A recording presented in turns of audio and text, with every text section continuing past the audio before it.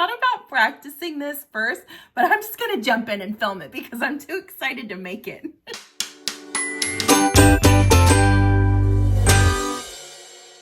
I've noticed when I go to Starbucks or a coffee shop lately that they don't tend to just automatically put one of these on your cup. And so I have to ask for it. And I was thinking, like, why don't I just make one? So it's in my car and then I don't have to ask for it. And then we're helping the universe too. So today we're going to make this.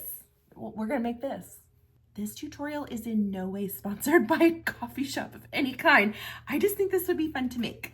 We'll see how it turns out. I've got good news and bad news. The good news is that I have 2 pieces of printer paper here, and that's probably what we'll need because this really doesn't fit on one piece. The bad news is my daughter took all the rest of the printer paper, so this is all I've got. So we've got one shot at doing this correctly. And she also stole my glue sticks.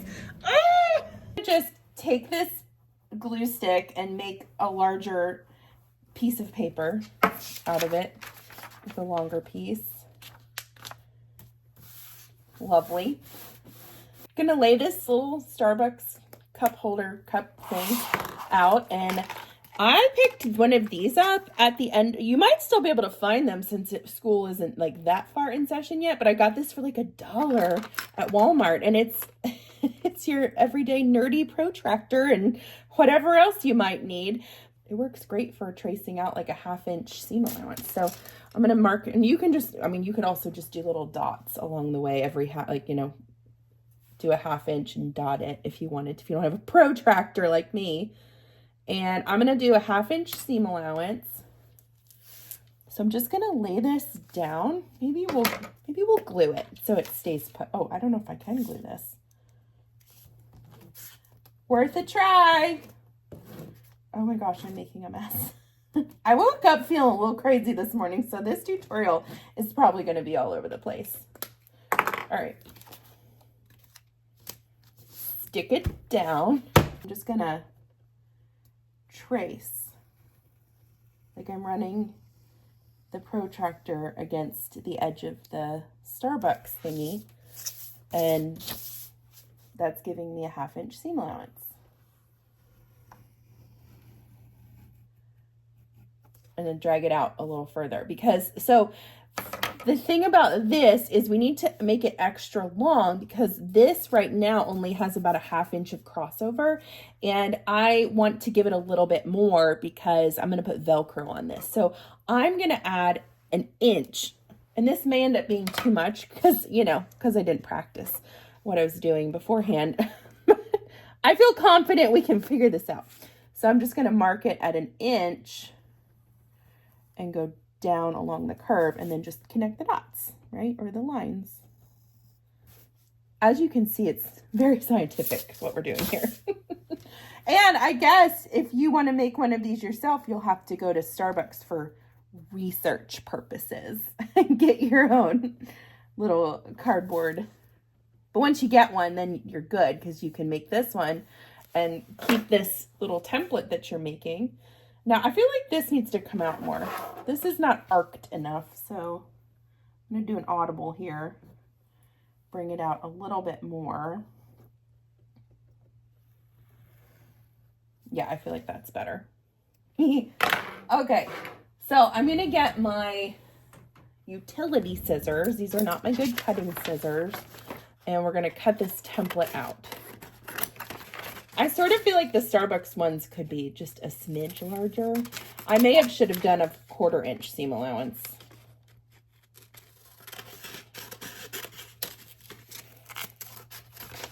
I don't know what I'm doing. I don't know what I'm doing. Let's think this through.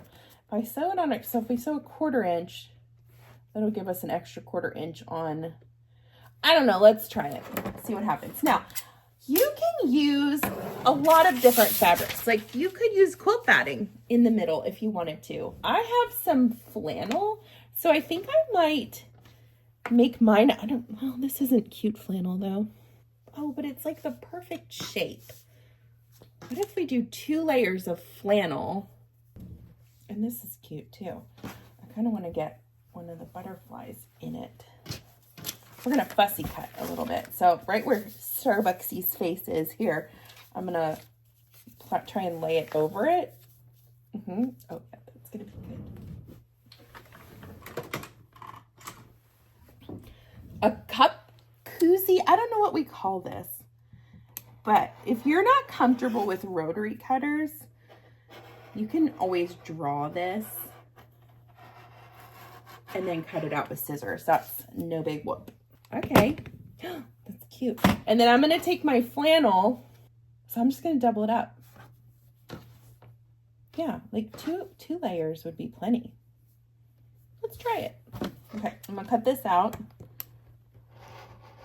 So we've cut 2 layers of flannel, and then we've got the cute piece, and I'm gonna lay this face down now on top, and we're going to sew around the perimeter, but we're gonna leave a little space right here open because that's where we're gonna flip this right side out. So we're gonna start at the end of this line and work our way around, and then when we get here, we'll stop, okay? I've got this super cute purple thread loaded, so I'm just gonna leave it. I think it'll be pretty.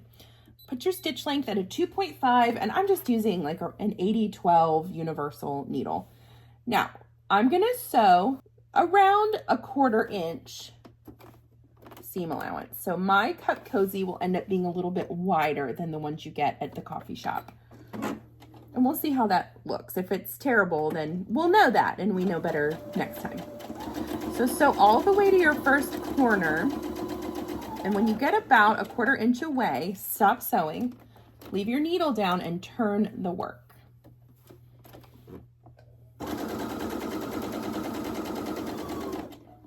Okay, when you get here, stop sewing, needle down. Need to go maybe another stitch or 2. Perfect, okay. And then we're at our 1/4 inch. Keep your hand on top of it so everything stays flat. Keep working around, and then when you get to the starting line again, stop, back stitch, and cut your thread. Here's what you've got. It's all stitched together now. This is such a quick craft, you guys. This will take no time at all. Okay. And now we're gonna trim down some of these seams. So just get everything a little bit closer to the stitches. And in those corners, I want you to cut right up to the thread, but not through the thread. You can do this with scissors as well if your rotary cutting skills aren't quite where you want them to be. Totally fine. On the part where I didn't sew yet, I'm just gonna veer off so that that stays put, because I do need to flip that in here in a second and sew it down. And if you lose the seam allowance, that makes it a little bit harder. Cool. Here's what we've got. Let's flip it right side out and see what we've got here. So keep the 2 flannel sides on the back. And you don't have to make these perfect yet. We'll figure that out in a second. Just get the main piece sort of flipped out the way you want it. For this, when I try and poke corners, I have a plastic knitting needle. It's just kind of my go-to. You can use a point turner. You can use whatever you want, a chopstick. Just be careful when you're poking through there that you don't push too hard and poke through your stitches. So I just kind of gently stick it in there and now we're going to turn the iron on here in a second and press this out. So make sure your corners are as crisp as you can get them.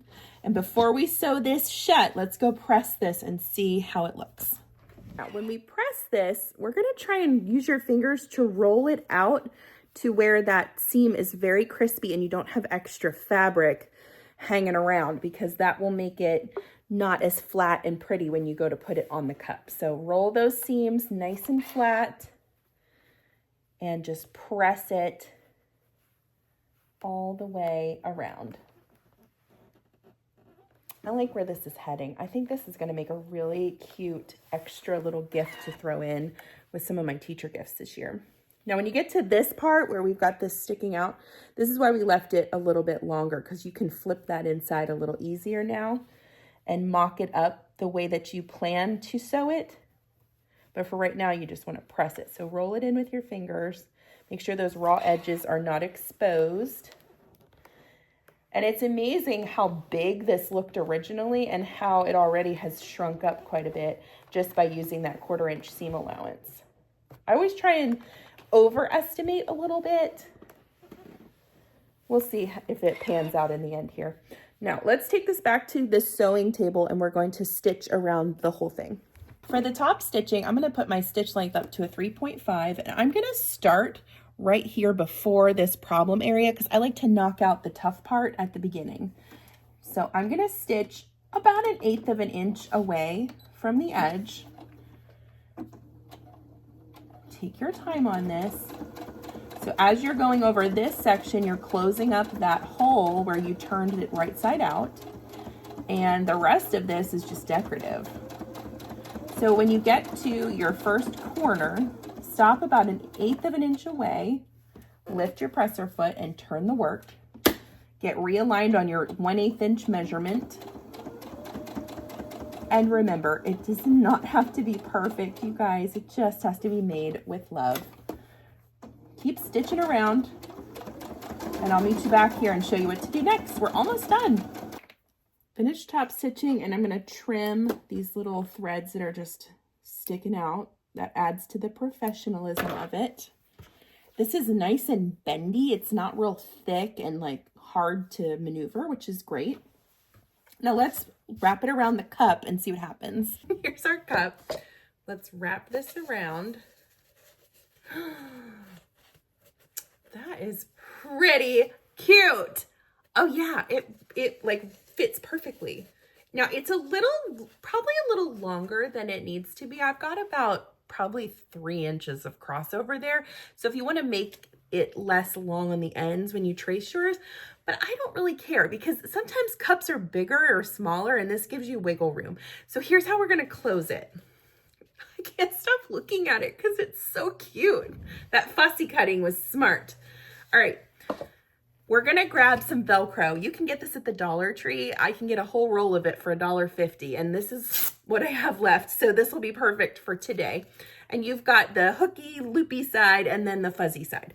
So mock up how you want it to be closed. I'm just going to put a little dot on each side to mark where to put my Velcro. And let me show you how we're going to attach this. Look at this mess I've created. Things really escalate quickly in the sewing room, don't they? All right. So I'm going to lay one piece going on the front side, and I'm going to make it pretty much the full length of the cup holder. Oh, you can't. I'm going to lay this on right here, and let me grab a pin just to mark where I want it to sit for now, because we're going to sew this on in a second. And then on the back side, do the same thing. So lay this down about the full size of the cup holder. Oh, and I've got plenty left over for another one. Super. All right, let's sew this on real quick. Because this is going to be visible on the front side, I'm going to switch to white thread because we just don't want to make it look, super obvious. So lay your Velcro down, and once you have it pinned, I would put your stitch length back down to a 2.5.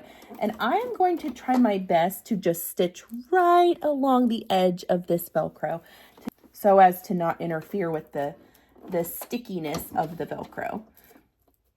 So just take your time. This is what we would call kind of like an edge stitch. We're hitting it as close as we can to the edge without falling off the side. And if you do fall off the side, you know what? It's okay. Every time you get to a corner, just lift your presser foot, leave the needle down and pivot. Turn the work. This is about the easiest closure I can show you because all you're doing is stitching in a square. And the Velcro works beautifully on this. Oh my gosh, how sweet would it be if you gave them like a mug and a Starbucks gift card or some local coffee shop or whatever and put one of these inside it? Oh, I just love giving gifts to people, especially when they're homemade. It just makes it so special and it makes you feel good to see them open it. I stitch the other side and then I'll show you if this actually fits the coffee cup. This was really risky, I guess, not practicing it first. but I had confidence. I felt like this was a project that would come together okay. It's the moment of truth. Did we guess well on our sizing for this coffee cup cozy? Let's see if it fits the cup.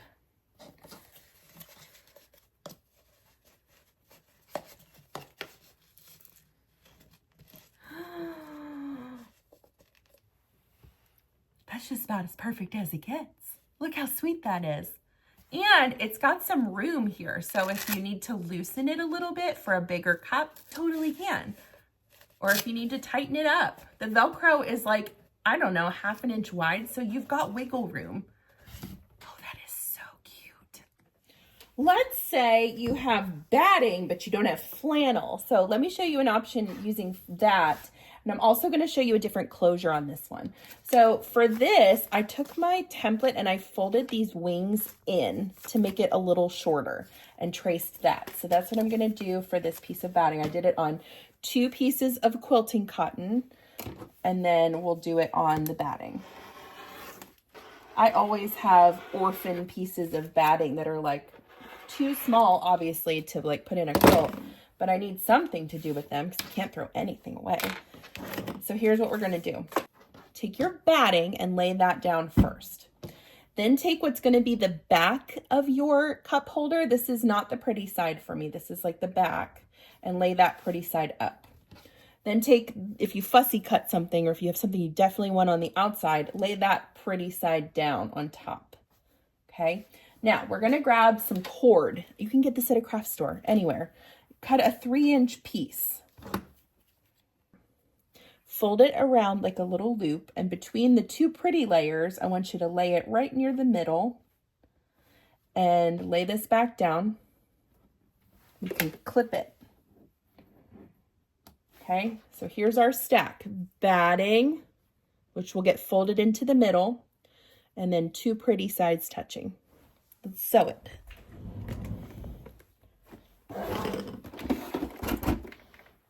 Remember to leave a space in the bottom to turn it out.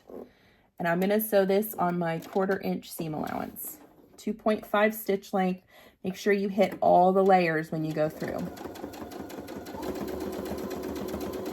Once you've sewn the whole way around, trim it up, clip your corners, and turn it right side out and iron it. And then I'll show you what to do with this alternate closure. All right, here's what we've got. Top stitch the whole thing.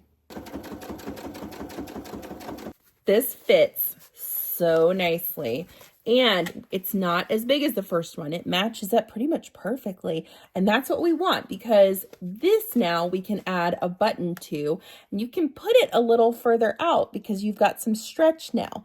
So this will fit multiple different sizes of coffee cups. It's always a good day when we get the button box out in the sewing room. Woo! What button should we put on this today? Oh, I guess I should have marked. Yeah. So while you have this, I got excited about the button box. While you have this over here, mark where you want to put your button. So I'm going to put mine right there. Not left-handed, but I'm going to try and be left-handed. Okay, got my spot. Cool. Oh, I cannot do that left-handed. Not ambidextrous. So we need to choose a button. Any button will work. Button, who's got the button? Got orange, purple. Purple's cute.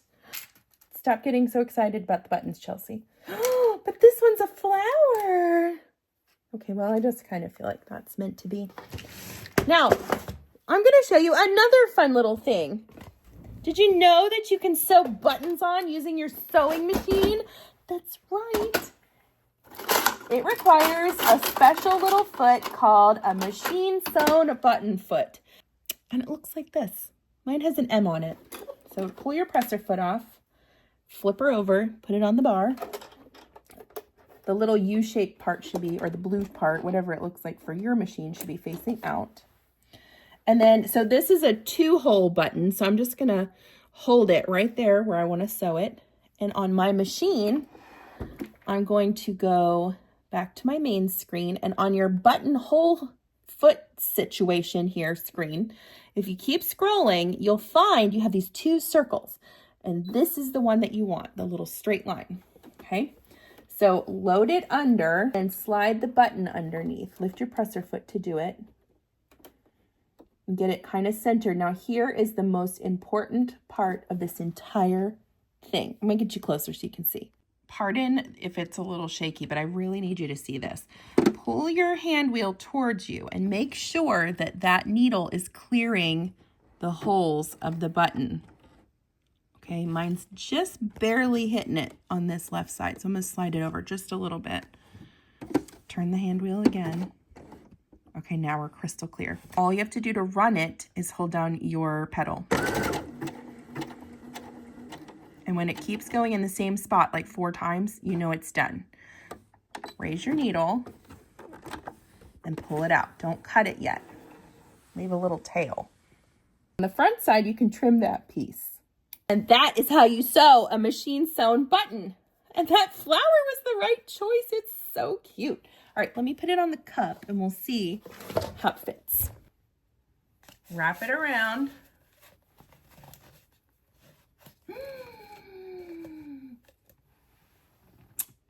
It's about as perfect as it gets. I like both of these options. I think this one's just a little bit more fancy, if we're being honest. And it's cute, and it's also a little bit more, I think, easy to adjust to whatever size that you're putting the cup on. So I think this one might be my favorite. Which one's your favorite? I have one more sewing tip to leave you with. Truly, how many sewing tips can one tutorial hold? Let me show you how to immortalize your pattern, because clearly this is not going to stand the test of time if you're going to make a bunch of these. Now, in this tutorial, I made 2 different sizes. So let's start with the big size. And these come in a 2-pack from the Dollar Tree. They're called cutting mats. I'm not sure how well they would have things cut on them, but they're fantastic for making a more permanent sewing pattern once you get something that you like. I use this for my pocket pattern. I have a pocket that I just absolutely love the shape of, so I made one. And all you have to do is trace it. Clearly my tracing skills are on point. And so we're done with this now. These are my utility scissors, not my fabric scissors. And then just cut the pattern out on the plastic mat. And this will make it a lot easier for tracing or cutting around next time you go to make this project.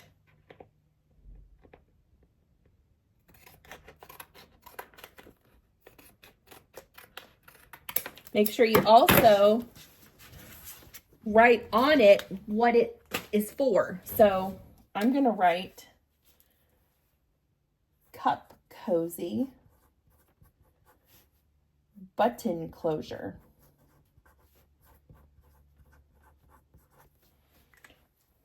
And look at that. Would you look at that? Now, cut the other one. Save this for another project. And we're going to write cup cozy Velcro closure. And now you have 2 patterns. Oh, so easy. Well, I don't know about you, but I had fun today making these little cup cozies. Remember, you don't have to make it perfect to make it special. And these are very simple. So if you've been sewing for 5 minutes of your life, I know you can do this one. For the first one, we did Velcro for the closure, and we made it using 2 pieces of flannel and a piece of quilting cotton. The second version, we used a piece of batting in the middle and 2 pieces of quilting cotton. So really it's however you want to make it. And the closure on this one is the cute little elastic loop that goes over the button. Isn't that adorable? Which one is your favorite? Do you like the Velcro or the button better? Either one is going to be super cute on those coffee cups, and now you don't have to ask for the cardboard ones anymore. Plus, I feel like everyone's going to be super jealous of your cute coffee cup cozy. I'm Chelsea with She Sews Seams. I love making these bite-sized, beginner-friendly tutorials for you. If that's something you're into, make sure to hit the subscribe button so you can stay up to date on all of my upcoming content, because there's a lot more of this kind of stuff coming down the pike. Thanks so much for following along today, and I will see you next time. Happy sewing!